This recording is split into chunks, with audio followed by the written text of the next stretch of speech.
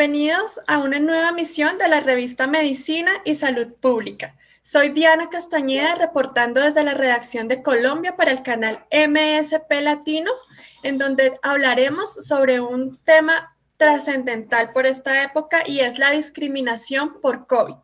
Para esto hemos invitado a la doctora Silvia Ramírez, quien es reconocida como uno de los 20 líderes de opinión de habla hispana a nivel mundial dentro de la red social LinkedIn por la revista Entrepreneur, catalogada como una de las 12 voces más influyentes en América Latina y elegida además por la revista Gerente como uno de los 100 líderes de la sociedad colombiana. Doctora, es un gusto tenerla hoy acá en nuestro programa. Al contrario, Diana, el gusto es mío, es un honor estar aquí. Muchas gracias por la invitación. Bueno, doctora, muchas gracias por aceptar la invitación y pues para hablar de este tema tan importante como ha sido la discriminación por COVID. ¿Por qué considera usted que se está dando esta discriminación? Tenemos que tener en cuenta las cifras, sobre todo, porque es verdad que un ser humano con vida en este momento nunca había tenido una pandemia de las dimensiones que estamos viviendo. Y esto lo digo es para destacar el hecho de que es una situación novedosa para todas las personas, incluso para los ancianos. Tenemos que tener en cuenta, y sobre todo quienes nos dedicamos al bienestar de las otras personas, quienes tenemos curiosidad por el ser humano, sabemos que cuando uno está asustado no reacciona con claridad, no puede razonar con claridad. Y otra cosa que es igualmente cierta, nunca un ser humano llega a ser tan cruel con otro ser humano como cuando está asustado. Entonces la emoción que tenemos que tener siempre presente a lo largo de todo el trayecto, la parte que nos falte, es que la emoción de base es el miedo. Así es, doctora. Bueno, este es un medio dirigido a la población en general, pero especialmente nos ven los profesionales de la salud. Ellos quienes por esta época, además de hacerle frente a la situación del COVID-19, son los más discriminados a causa de la desinformación de la población, ¿no? ¿Qué recomendaciones tiene usted para el personal de la salud? ¿Cómo enfrentar ellos esta discriminación y cómo pueden además cuidar su salud mental frente a todo lo que está pasando? Bueno, las personas que están dedicadas especialmente al cuidado de la salud tienen algún conocimiento de cómo funciona la psicología de los seres humanos, ¿no? Sobre todo en términos bien elementales, la conducta de una persona. Estoy diciendo esto como introducción para tener en cuenta algo muy sencillito. Por la misma razón que cuando un niño pequeño dice algo que es ofensivo, uno no se lo toma personal, no se ofende. ¿Por qué uno no lo hace? Porque uno dice, el niño no alcanza a medir la dimensión de lo que está diciendo. El niño ahí donde está no entiende lo que está haciendo. Cuando un ser humano, de la edad que sea, está enfrentado a un nivel de estrés tan alto como el que estamos viviendo, es más o menos desde el punto de vista del manejo de las emociones equivalente a un niño. Y esto es para decirles que la primera propuesta que quisiera hacerles es no tomar ninguna de las actitudes de la ciudadanía a título personal. O sea, recordar que el miedo que la gente tiene y sobre todo el rechazo que siente la gente es hacia el COVID, no hacia el ser humano.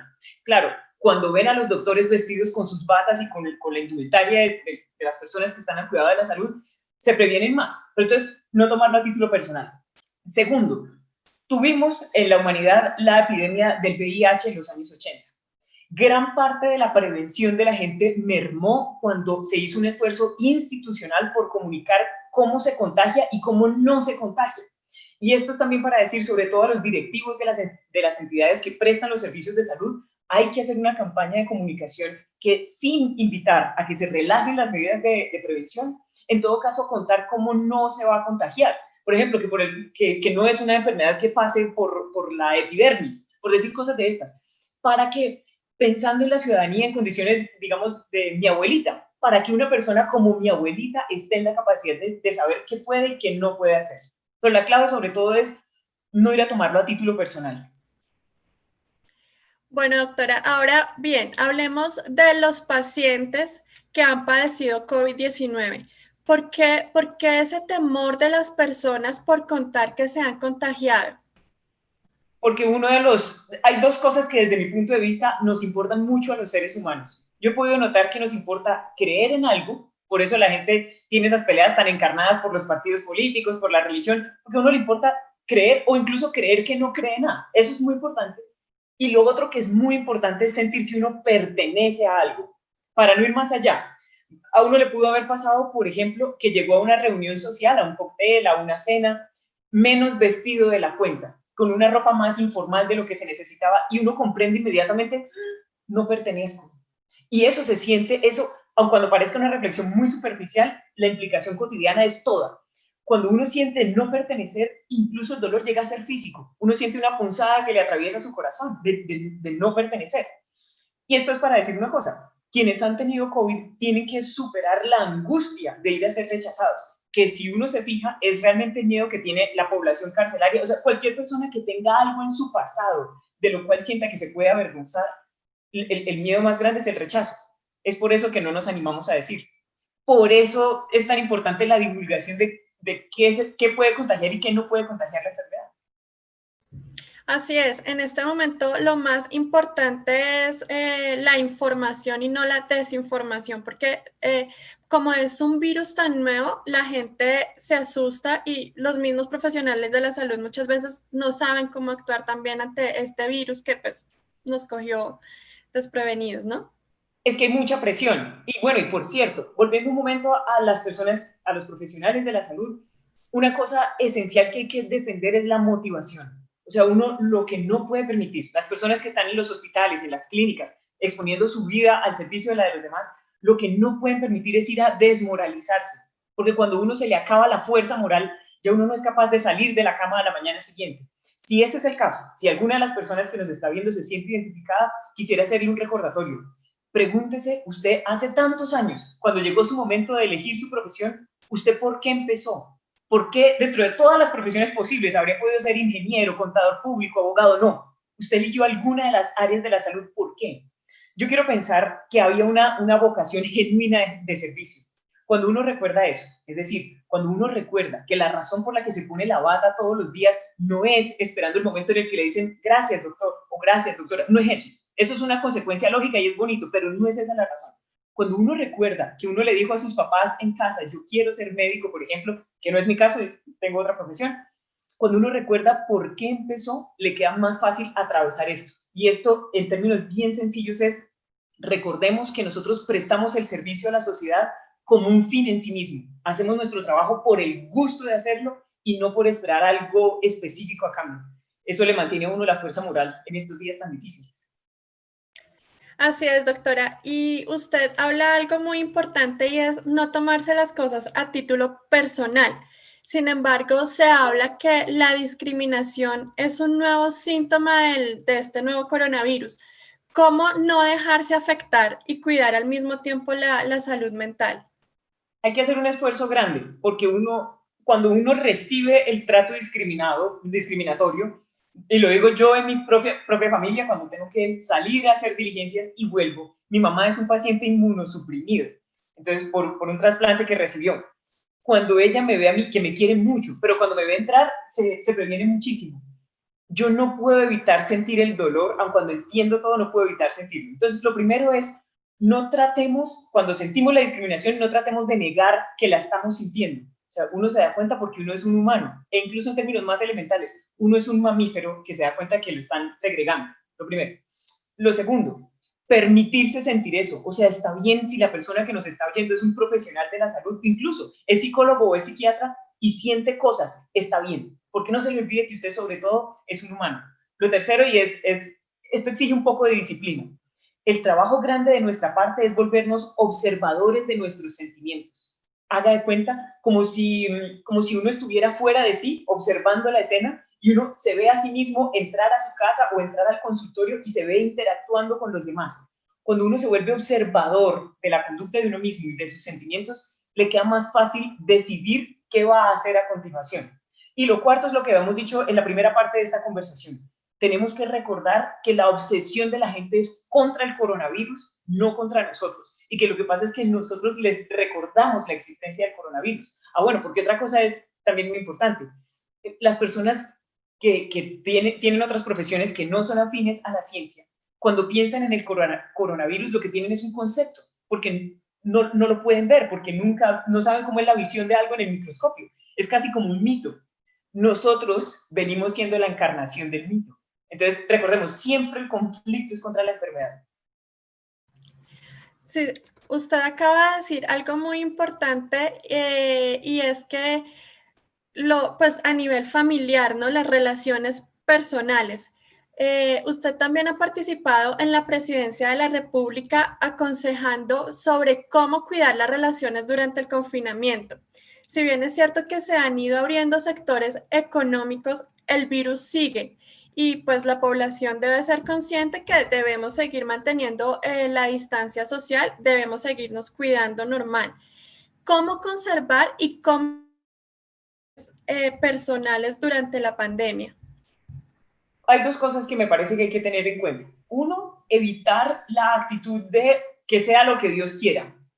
Lo digo porque, por ejemplo, en el caso colombiano llevamos entre 7 y 8 meses de confinamiento sostenido. Aun cuando se ha venido abriendo la economía, hay muchos que permanecemos en casa. El desespero llega a ser tanto que uno llega a una etapa de negación en la que dice, yo ya me cansé y cualquiera que sea la suerte que yo vaya a correr, el punto es que yo voy a retomar mi vida y que pase lo que Dios quiera. No hay que hacer eso. Ya aguantamos la parte más dura. Estamos a un poquito, o sea, nuestra actitud ahorita no solo va a definir nuestras fiestas de diciembre, eso de pronto es lo de menos. Esto va a definir es el curso de nuestra vida en los años que siguen, la posibilidad de permanecer acá. Entonces, nada de esa actitud de negar lo que está pasando, ni menos que sea lo que Dios quiera. Segundo, uno tiene que pensar en lo que tiene que ver con las relaciones interpersonales, que el hecho de querer mucho a otra persona y estar muy cerca a otra persona no me convierte, sin embargo, en esa persona. Lo digo porque la forma en que esta persona entiende el mundo, la forma como siente, yo no la puedo comprender de no ser porque yo le pregunte. Y esto es para proponer algo que fue lo que propuse justamente en el Palacio Presidencial el otro día a propósito de esta conversación que está recordando Diana.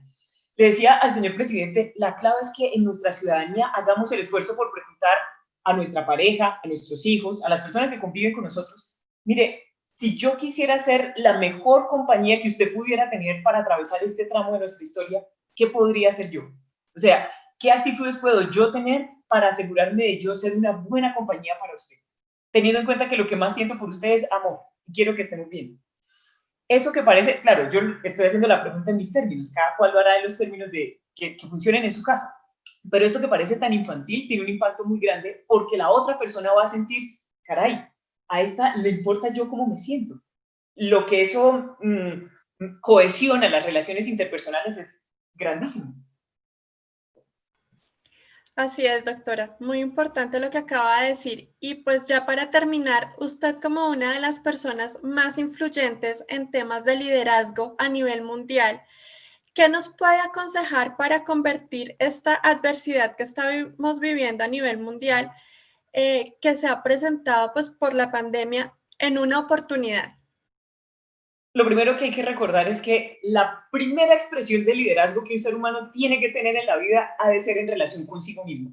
O sea, tengo que empezar, incluso si yo no he tenido nunca gente a cargo, ni siquiera tengo hijos a cargo, lo digo para las personas que nos oyen, incluso en ese caso es fundamental que nos identifiquemos, nos percibamos a nosotros mismos como líderes. Segundo, que recordemos que la situación es más o menos neutral. Sabemos que es una situación muy negativa y muy dolorosa, pero a lo que voy es, teniendo en cuenta que no la podemos controlar, la situación viene siendo normal. Y esto lo estoy mencionando para destacar lo importante que es nuestro diálogo interno. Entonces aquí lo que quiero decir es, pensemos cómo sería la situación de la pandemia de no ser porque yo me estoy diciendo en la cabeza las cosas que me digo. En términos prácticos, esta es una invitación a que tengamos cuidado de lo siguiente. En medio de una crisis, quien controla la narrativa tiene el control de prácticamente todo. Entonces, hagamos el esfuerzo de controlar deliberadamente qué nos decimos sobre las cosas que pasan. Y a continuación, una pregunta que es esencial. Yo, ¿quién quiero ser en medio de esto que está pasando? Porque yo puedo decidir, bueno, voy a ser una víctima de las circunstancias y me voy a entregar a mi suerte. Otro puede decir, yo voy a difundir el pánico colectivo, ese es mi rol. Otra persona podría decir, no, yo voy a ser quien aporta el sentido optimista. Y a propósito del optimismo, una cosa que es definitiva, el optimismo es la actitud que nos puede ayudar a salir al otro lado. El optimismo no es algo con lo que uno nace o no nace, eso no es cierto. El optimismo es una actitud que por lo tanto uno decide o no decide tener. Pero lo cierto es que para poder ser capaces de avanzar, uno tiene que ser capaz de creer de alguna manera que alguna cosa buena puede pasar. Si uno no alcanza a concebir en su cabeza que a lo mejor, de pronto, de esta podríamos salir bien librados, no lo vamos a hacer. Entonces, la dosis de optimismo es importante y, sobre todo, la actitud transversal es la de cada uno de nosotros percibirse como un líder. Doctora, frente a estas circunstancias, ¿se puede ser feliz? Sí, claro, pero a propósito, es muy importante hacer una distinción que quienes hablamos español tenemos el privilegio de poder hacer. Nosotros en español distinguimos entre el verbo ser y el verbo estar, cosa que no pasa, por ejemplo, en inglés, porque para yo decir que yo soy Silvia, que por más que me lave no se me quita, en inglés voy a decir I am Silvia. Y para decir yo estoy aquí, que tristemente cuando terminemos de conversar dejaré de estar. En inglés se dice igual, I am igual here. En español no.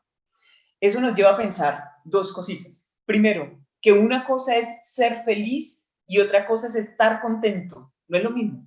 Uno puede ser feliz como su condición transversal, como su estado natural de base, y uno está contento cuando se gana la lotería, cuando se gradúa de alguna cosa, ¿no? Y cuando pasa una cosa extraordinaria.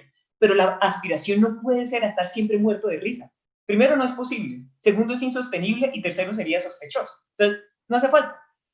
Volviendo aquí, ser feliz es distinto de estar contento. Por lo tanto, es perfectamente posible que yo, siendo una persona feliz, lo que pasa es que hoy estoy triste porque fui discriminado en mi trabajo. Y me podría preguntar a alguien, ¿pero usted es feliz?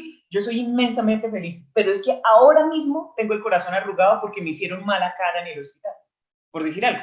Cuando uno distingue entre una cosa y otra, pasa una cosa que es muy interesante. Uno empieza a notar que es muy posible que uno en este momento sea más feliz de lo que creía que era. Así es, doctora. Ha sido de verdad un placer tenerla aquí en el canal MSP Latino. Quisiera saber si quiere agregar algo más a esta conversación.